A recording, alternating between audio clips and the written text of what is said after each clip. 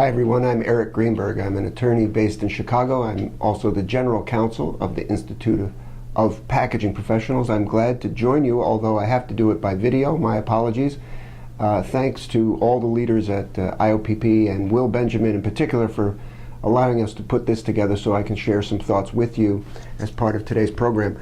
I've been asked to talk with you today about developments on legal and regulatory matters that affect packaging. I'll list a few of them for you and see where that takes us. As is often the case whenever packaging law and regulation is discussed, it's a very varied and widespread topic. I, partly because of the law practice that I do, find myself talking a lot about regulatory developments having to do with FDA-regulated products, in particular food, and that's going to be true of today's talk as well, but not exclusively. One of the broad topics we can look at this moment in history is what's going to happen when the election is over, depending on which administration wins. There's a cliche, of course, a truism, and it's become more of that and been part of the discussion this season that Mitt Romney has said he thinks regulations are a burden on industry, whereas President Obama has demonstrated his tendency to increase regulations where he thinks it's justified. I think those truisms may guide their actions after the election. We'll just have to wait and see. It's a little bit more of a complicated situation than it may seem at first because it's the Obama administration that's holding up the implementation regulations related to the food safety law that we'll talk about in just a minute. So he may profess to want to add regulations, but doesn't always do it. Let's talk about that food safety law. The Food Safety Modernization Act, was passed in the beginning of 2011, and when it was passed, it came together with a couple of dozen chores and obligations for FDA to do to implement it by way of making regulations and, in some cases, guidance documents. It gave FDA a series of new enforcement powers. The most notable one was it allowed it to order the recall of foods. I don't believe they've used the power yet, but they do have it. It put a lot of new obligations on industry, and most notably the obligation to develop and put in place a plan that is the equivalent of HACCP, the Hazard Analysis and Critical Control Points type plan, so that the food companies have to evaluate their processes, pick out the steps in the process where hazards might occur, put controls in place, and then follow those controls every time they make the food and keep documents all the time that they do it. Packaging and labeling are absolutely part of the equation, absolutely part of the operation, and any hazards and mix-ups and concerns that might be related to packaging and labeling do have to be accounted for as part of that program. Now, there's also in that law a whole series of provisions having to do with imported foods and certification that they are in compliance with law and so forth. What's the most recent news about that law is what hasn't been happening. As I said, that the FDA has missed some deadlines to implement a lot of the regulations that they were supposed to put in place to implement that law, including the ones about the so-called HACCP safety programs, including the ones about certification of foreign food manufacturers and suppliers, and including the ones related to what's called intentional adulteration, which is a concept of trying to get at basically people who poison food intentionally, sometimes with terrorist intent, but not always. And all of those regulations have been drafted and are awaiting final approval, even though the deadline has come and gone for them to be issued. Probably the best guess is you won't see those regulations until after the election is over. The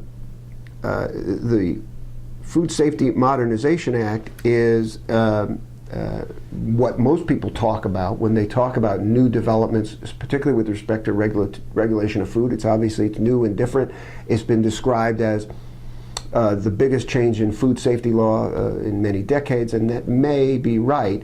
What I find kind of ironic about it is that it kind of overshadows something that had been made part of the law and just in the 2 years or so before the law was passed, called the Reportable Food Registry. The Reportable Food Registry needs a new PR agent. It needs somebody to remind people it's there. It's a very important, very burdensome obligation on industry when you come into contact. The Reportable Food Registry is a set of requirements on food companies that when they learn about food that may be a danger to health, they have an obligation to report that to the FDA, and obviously it follows from there. They're going to turn around and make steps to recall or keep it off the market as well. That was in place before FDA ever got this new power to order recalls, and continues to be an important obligation of food companies.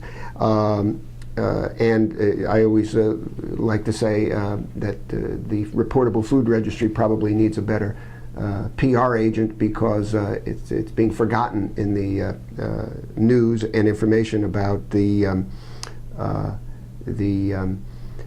new Food Safety Modernization Act. Now, just another word about that act. You know, these delays in FDA implementing its regulations has actually led a couple of consumer advocacy groups to sue FDA, go to a court and say, "Dear court, please order FDA to issue these regulations that are now overdue, and get them working on this." And the argument is essentially that these regulations are necessary for the food safety goals that the law has, and FDA is not going to be able to achieve the improvements in food safety represented by these regulations unless they issue them. A final word about this act is this. Some of the provisions of the law, the Food Safety Modernization Act, became effective right away. Very clearly became effective right away. The power to order recalls, for example, some expanded power to review documents during inspections, became effective right away. They didn't have to wait for regulations. The big one, the one about HACCP plans, the food safety type plans that we talked about earlier, although it is waiting for regulations to implement it and for companies to really see what it's going to mean for them to change in terms of changing what they do, if anything, there's actually a certain amount of unclarity about whether the regulations are required for it to be effective right now. FDA is certainly not going around actively enforcing that requirement until these regulations are made final, but there's a pretty widespread perception that they could if they wanted to.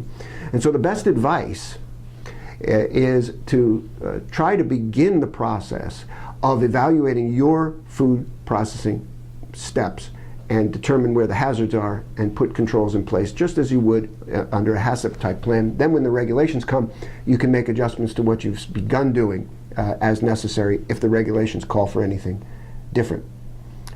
Next topic I want to talk about are civil lawsuits. You know, most of the focus when we deal with regulatory compliance with FDA is to try to avoid the problem of having FDA take enforcement action against your company.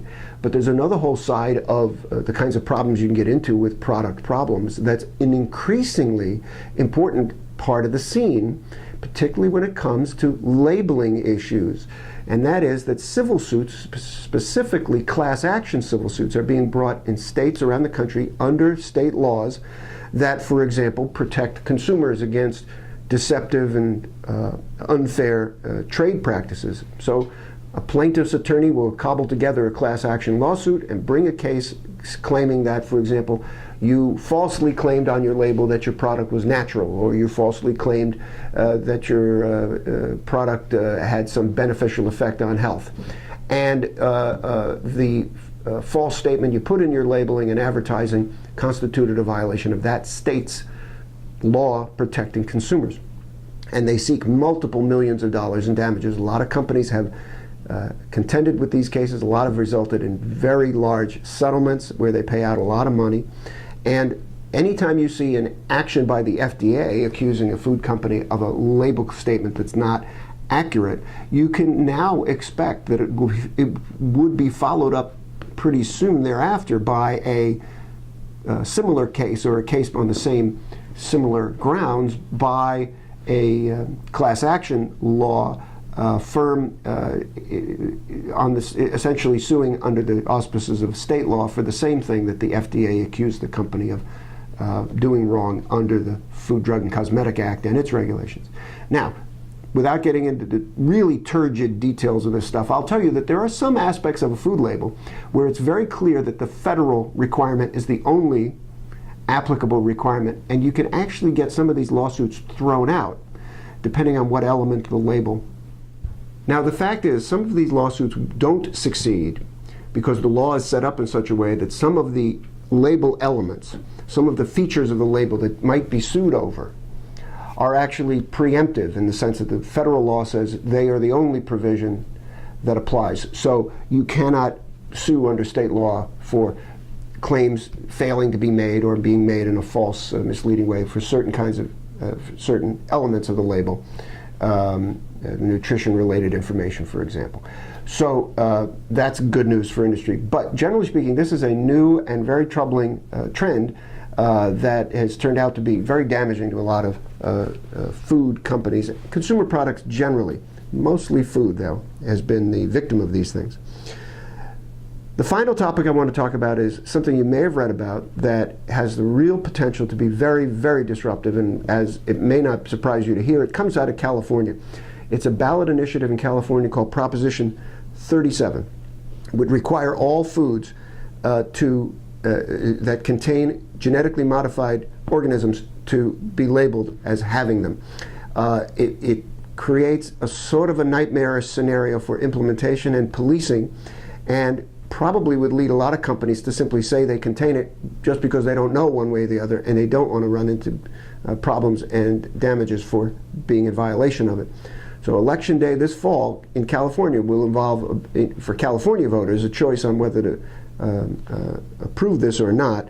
A lot of the commentators looking at it have said it's sort of meaningless because of how widespread GMOs already are, and that really can't be reversed.